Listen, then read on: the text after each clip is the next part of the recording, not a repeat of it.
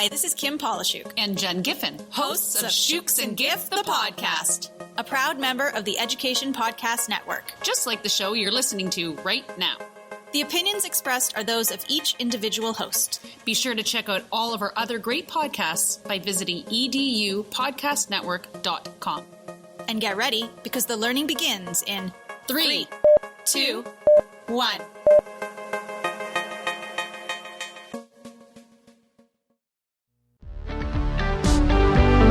Hello, Edu-Magicians. Welcome to the Edu-Magic Podcast with your host, Dr. Sam Fessich. Dr. Sam is a professor of education, author of Edu-Magic, and a pumpkin spice latte fan. This podcast is designed for pre-service teachers. Remember, friends, teaching doesn't begin at graduation, but during that first class at 8 a.m. Let's get this party started.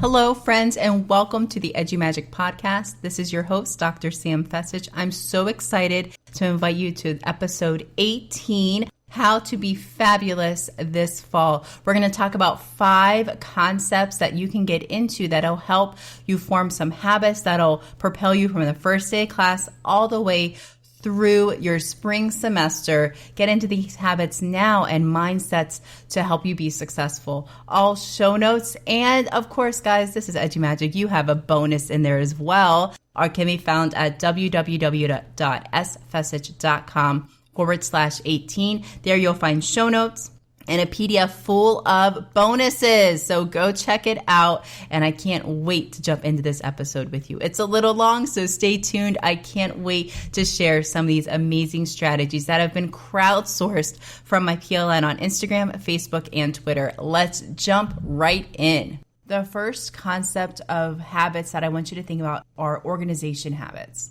So usually the first day of classes is syllabus day. So when you get all of your syllabi from all of your courses, it's important to go through all of your classes and mark down important dates. These dates can be for projects or tests or assignments or quizzes or exams, or when's the midterm, when's the final. You're going to want to note all of those either in your calendar or your schedule, whether you have that as a paper planner or as a digital piece. You're going to want to note when all of those important things are going on in your courses, all of your different courses. Maybe you want to color code and get fancy schmancy, totally color code. So you have a visual each month, each week to see what's going on this week. What do I need to prepare for in each of my courses? Once you have all of those important dates outlined on your calendar, I want you to back up a week. So for example, if you have a test coming up on September 26th, I want you to back up to say September 20th.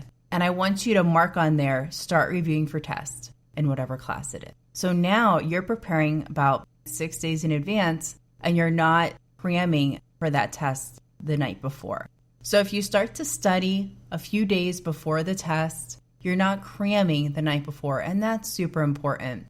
I remember so clearly studying for a test the night before, cramming, pulling an all-nighter, and honestly, I don't remember anything from that test. But after I made the change of studying a little bit each day, each week, came time for the test, it really made it a lot easier to study because I really understood what I need to know for that test. I understood the concepts, and they stuck with me a lot more. Hannah Sansom, who is a 3rd grade teacher in Pennsylvania, shares, "Don't let yourself get behind. Get organized right away. Mark due dates for all your classes and your planner or your calendar." Just like I said before, I think it's so important to organize yourself. Use that first day, first week of classes to get organized so there's no right or wrong way to do it. Allison Alfonso, who's also an educator in Pennsylvania, shares, "Make a schedule and create a routine and follow it. Having a routine will allow you time to complete your work and also have some fun, and you won't feel burned out." So I love this. So making a schedule. So maybe you want to go into your calendar, whether it be digital or paper, and you want to calendar block. So I love doing this strategy. So I calendar block every Monday, Wednesday, Friday from 8 to 11, I'm teaching courses. And then from 11 to 2, I have office hours, Monday, Wednesday, Friday. I make sure I have that documented on there. And then the other times that I have in my calendar, I can go and I can calendar block. So meaning I'm going to schedule off a time from 7 a.m. to 8 a.m. That's my time to exercise. And then 8 a.m. to 9:30, I am preparing for the next week or whatever it may be. So you're using time in your calendar to kind of give yourself tasks or make yourself a schedule for that week. And it's so easy to do with technology. You can just go in and color code, and you can mark things as recurring, and you can add notes and steps along the way to really help yourself be accountable. And don't forget to schedule in fun stuff. So if you would love to get meals with your friends, lunches, breakfast, dinners, pop those into your calendar. That way, you look at your calendar and you're not filling it up, and you can still feel accomplished. Another great way to do organization is the Panera Bread method. I like to call it the Panera Bread method. So what I do is each day I pick 2 things that I'm going to do. So you pick 2 or 3 or whatever works for you. And those are your priorities for that day. 2 things I'm going to get done are 1 and 2. And then once you complete those, I don't know about you, but I know I love crossing stuff off my list or checking it off. And I check it twice sometimes. I love doing that. I feel so accomplished. And by the time you're done with the week, if you do 2 things each day, that's 10 things you got checked off your list. Congratulations. Give yourself a pat on the back and go get yourself a PSL. Congratulations. So I think it's so important to really find a routine and a schedule that works for you. Scheduling in time for your courses, time for study, maybe time for tutoring, time for if you work for part-time job, popping that in there as well. And also, very important, time in there for fun, to go out and be with your friends, because college is also about that social aspect as well. You don't want to be holed up in your room all year. Michelle Monterey shares one strategy that I want to close this out with, and it's all about prioritizing. So looking at your list of to-dos, don't just look at it as one big list. There are some things, if you look through, that you can parse out. These are things I have to get done today, or these are things, I should get done by Friday. And schedule those out. Order them in order of importance in order to stay on top of those deadlines, and that will really help you out. And you can use that pick 2 strategy for that as well. All right, guys. So to recap our organization concept, check out the syllabus, mark important dates and times, and make sure you're using calendar blocking strategies so you can mark out when you have courses, when you can study, and time for fun. Try not to procrastinate and study a little bit each day. Plan a strategy for the week that helps support your mindset, and be prepared to change it up as you go, because life happens. Try not to get behind and get organized right away as soon as you can, and try to get into a schedule or routine and follow it daily. We're going to hop into our next strategy, which is note-taking. And my number one thing is, please don't write down every word your professor says. Take meaningful notes in class. If your professor says something you already know, I don't think you have to write it down. Write down new ideas, or maybe connect that thing that you know, that concept that you know, to something new that you learned about. There are some awesome tools for note-taking strategies, but I want to share just one with you, and it's Microsoft OneNote, and it's free across platform. And I love it because it has note-taking templates. What I love most about this strategy is that you can organize your notes. It also prompts you to review the top concepts discussed in that class. So maybe you had 3 big takeaways, pop those in there. And it also asks you, what's your homework for today or for next time? So put those in there too. And it's really nice to use the note-taking templates, and that you can customize them for yourself, and you can organize them for all of your classes.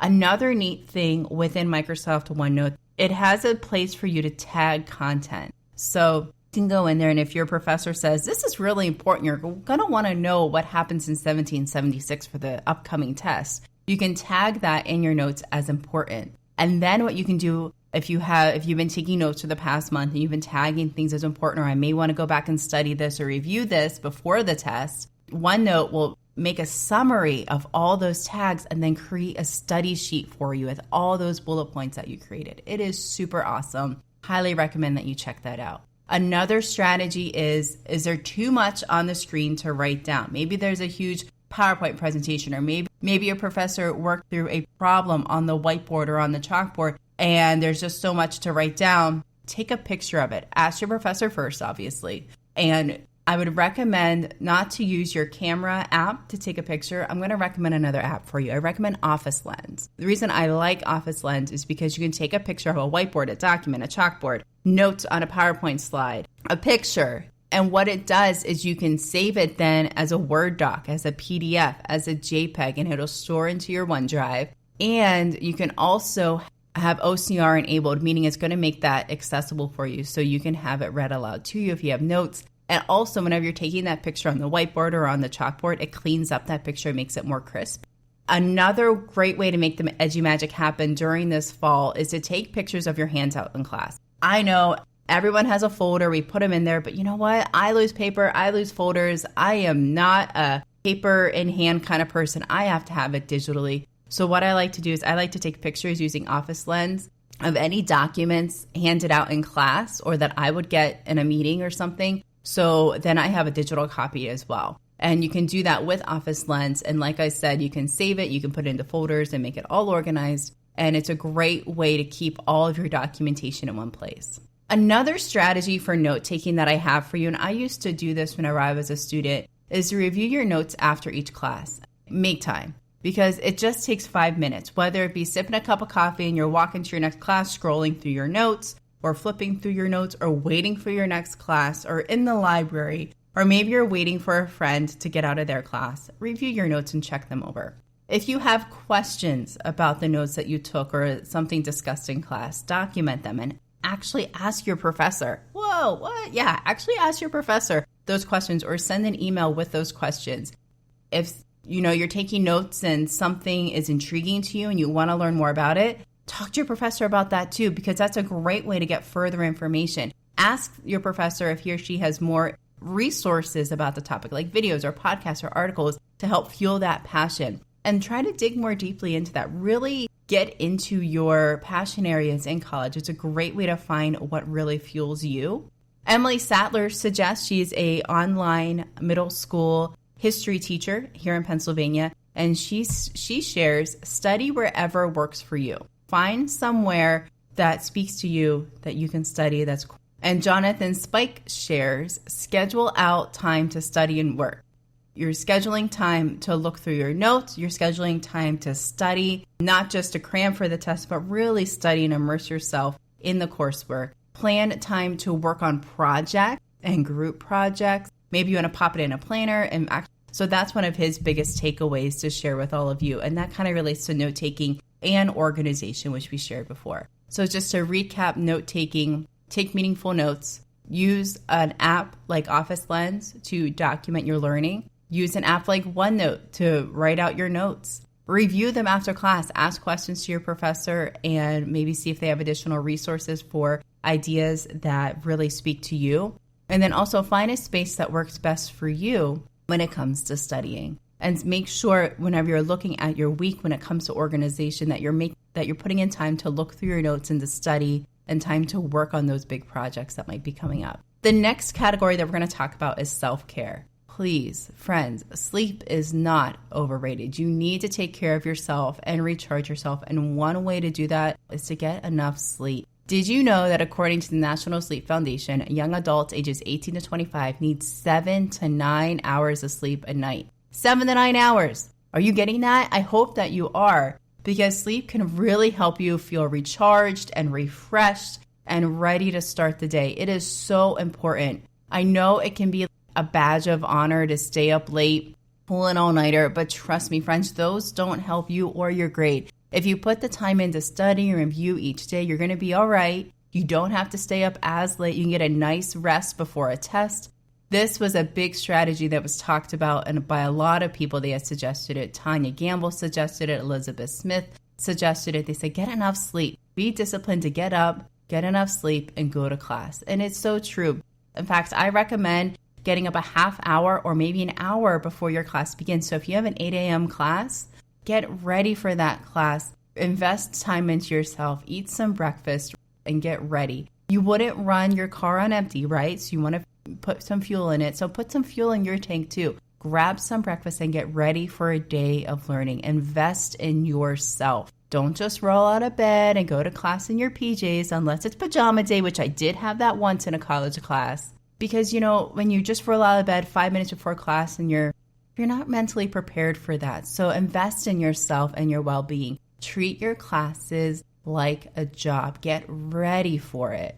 So just to recap, self-care, get enough sleep, recharge yourself, set your alarm, try not to pull an all-nighter, study your notes as you go, and you're going to be just fine. The second to last concept or strategy that I have is college life. But there's so much more to that college experience, like having a social life and getting to know the people around you. Missy Halcott shares, make connections with other students and with faculty, get connected online with people in your industry, and find time to explore your passions. College is a time to develop your skills and yourself, and I couldn't agree more. Jen Brinson goes on to share, find your people who will help push you to grow. Find someone, at least one person in each class that you can go and have a study buddy or, bounce ideas off of. And I love this suggestion that Jen shares. Visit each professor during office hours. Yes, please come visit us. That's why we have office hours. Come on in. Let's start building relationships. Have a cup of coffee. Sit down and just get to know each other. Michelle McFeeder shares that the two things that came to the top of her head were already mentioned throughout this podcast episode, but they're worth repeating. Treat school like a job or 40-hour work week or whatever you want to call that, and expect some overtime. And don't be afraid to ask for help. Ask for help. It's so important, guys. We're here to help you. So please ask us questions. Ask for help. I love Sydney Kincaid's suggestion, who is a teacher, a first-year teacher, and she shares, have a place that works for you. So find a place to study. Maybe it's your desk. Maybe it's a library. Maybe it's in a coffee shop. So find a place that works best for you. And find a place that's just for relaxing. So try not to study in your bed. And I've heard that tip as well. You want to make your bed a relaxing place. Whenever you start to wind down for the night, your body knows, oh, it's time to go to bed. All right, I got this. Emily Sattler shares, get involved. Find a club or two that'll get you instant connection and start friendships. And I couldn't agree with this more, but I will caution you. So at those organization fairs where there's like 50 or 75, lots of clubs and organizations you can join. Do not put your name on all 75 of those. Be picky, choosy. Find clubs that you're passionate about and that you can invest in. Debbie Reynolds shares, take advantage of opportunities and remember self-care is so important. This is so important. I think oftentimes we can overlook or push our self-care off, but take time to invest in yourself and invest in the relationships and friendships around you. Take advantage of opportunities. For example, go to guest speakers, go to social events, have some fun and schedule some time for fun into your day and into your week. That's my art teacher shares. Also, schedule time to do things that are a priority. For example, if you like to run, plan a time and how often you want to do it. Also, call home because, like I said, it's so important to also invest in those relationships. Don't forget, your parents and your family back home. Give them a call, see how they're doing. Schedule in time into that calendar for things that are priority for you and things that are priority for school and social life as well. I'm going to share some strategies by Beth Poss, who shares, introduce yourself to your instructors, whether you're in a big lecture hall or a small lecture hall. Go up and introduce yourself. That happened to me last fall. One of my students introduced herself to me. She came and she goes, hi, my name's Becca. And she shared her last name. She shook my hand. I'm really excited for your class. And I remembered that. That's really important. Making connections early on can really help you form those relationships with your professor. Let's recap college life. Work hard, but enjoy the experience. Get to know the people around you. Find people that are going to help push you and challenge you. Find some study buddies in your class. Try to treat your class as a 40-hour work week. So try to find times that you can schedule in your classes, schedule in some fun, and schedule in time for you. Have a place that works for you for studying and a place for relaxing. Get involved in campus on things that are going to help push your passions that you can dive into, and take advantage of opportunities on campus. The last group of habits that you can get into are all about approaching your coursework. So I'm going to start this off with approaching your coursework with an open mind and a growth mindset. And Dr. Stephanie Hendricks shares that as well. Enter each class with an open mind and a willingness to learn. Don't go in thinking, I already know all this. Because trust me, guys, you're going to learn something new. And you got to go in with that open mind. Amy Fly shares, treat school like a job. You work 40 hours in the job. So if you set up times where you can work on those big projects and chunk them over time so you can enjoy your weekend. Rachel Murat shares, setting up a planner and scheduling time for studying. It's time for social. It's all about balance. Visiting your professors during office hours. Set up study groups and group source notes. This is a great strategy. That's why I put this in this group. So Rachel Murat shares, group source notes in Google Docs or Microsoft Online. You create a study sheet that everybody contributes to. And that's a great way, just in case, there are times when you're writing notes, you kind of, daydream a little bit. That's okay. Someone else is going to pick up the slack. Sandy Harold shares, don't be afraid to ask questions. Faculty and staff are real people, and we do care about your success. And that couldn't be more true. Please ask us questions. Let's have a conversation. Let's sit down and have lunch and talk about, what you want to do and how you want to get there. Tracy Kelly shares, be mentally present in class. So what does that mean? Actually be there in class. Be engaged. Ask yourself questions. Engage in conversation with the people around you. And then lastly, a great piece of advice that Jonathan Spike shares is communicate strategies to your professors that will help you succeed. All right, friends, I know that this was an episode full of strategies and lovely nuggets of information. You can find it all at www.sfessage/18. There you will find show notes and bonuses and shout outs to all the amazing PLN members who added to this episode. If you like what you heard, please rate, subscribe, and review, and share it with a friend. Have an awesome week, and I wish you the best of luck this fall semester. Hey friends, finding a teaching job is tough, and finding the right teaching job for you can be even harder. But don't worry, AAEE has you covered. Attend the Education Career Fair on Thursday, October 24th, 2019 from 1 to 5 p.m. at the Norfolk Waterside Marriott in Norfolk, Virginia to find your perfect match. Districts from the local area and across the country are ready with jobs to offer. Whether you're looking for your first teaching job or you just want to see what options are out there, you'll be sure to make great connections that you won't regret. And you may walk away with a copy of the trusty Job Search Handbook for Educators. Candidate registration is always free, so go online, aaee.org/conference now.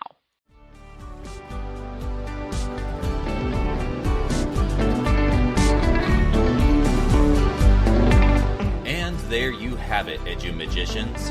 If you enjoyed this episode, please subscribe and share it with your friends. For more EduMagic, check out sfessage.com and follow Dr. Sam on Twitter and Instagram @sfessage. Until next time, you have the EduMagic within you.